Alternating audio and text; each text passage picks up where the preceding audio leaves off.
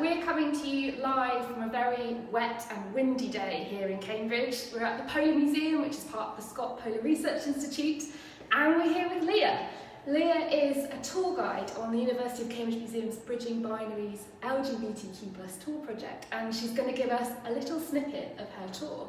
So Leah, over to you. Thanks very much.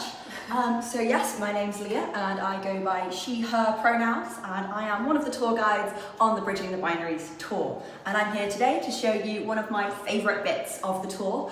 So if you guys just want to come in a little bit closer, I want to show you this slightly unassuming object which has quite a big connection to not only the history of Antarctic exploration, but also LGBTQ history as a whole. So if you just get in quite close, you'll see that this little biscuit actually has two initials stamped on it, H and P, and that stands for Huntley and Palmer.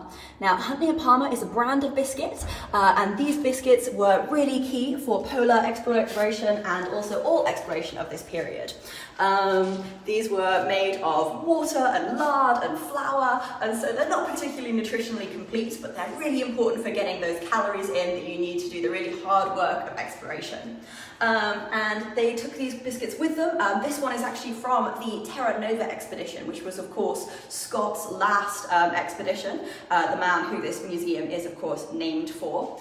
Now these of course became, you have to use as much as possible, and there's very little waste going on these kind of expeditions, and you can actually see one of my favourite sort of personal touches is there's this little candlestick over here, which is made by a guy called Edward Wilson, one of the other members of the tour, and he actually made this candlestick out of one of the boxes that these biscuits used to come in. Now you might be thinking, with very good reason, what on earth does this have to do with LGBTQ history? Well, in 1957, there was something called the Wolfenden Report. There'd been a series of really high-profile trials against men for engaging in homosexual behaviour, and that includes the likes of Michael Pitt Rivers, of Pitt Rivers Anthropological Museum fame. And after this series of high-profile trials, the government decided to look into the legal status of homosexuality and prostitution, and they did this in the form of the Wolfenden Report. This was chaired by a man called Sir John Wolfenden, who would later go on to become head of the British Museum. And the report interviewed lots of homosexual men in order to find out, what was really going on in these sort of subcultures, and to decide whether or not they needed to relax the legislation surrounding sort of criminal offences to do with sexual acts. One of the men who was interviewed was a man called Carl Winter, who was head of the Fitzwilliam Museum at the time.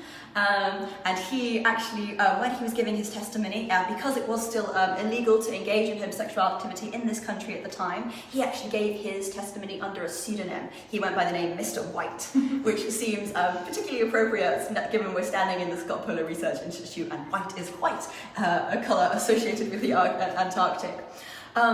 But during this report, when they would have these committee meetings, and they would take notes, and these notes were handwritten and they had to be sent to the typing pool so they could hand out copies to every single member who attended the committee. But because the typing pool was full of respectable young ladies, they really didn't want to have to read about homosexuals and prostitutes, because that wasn't particularly appropriate subject matter.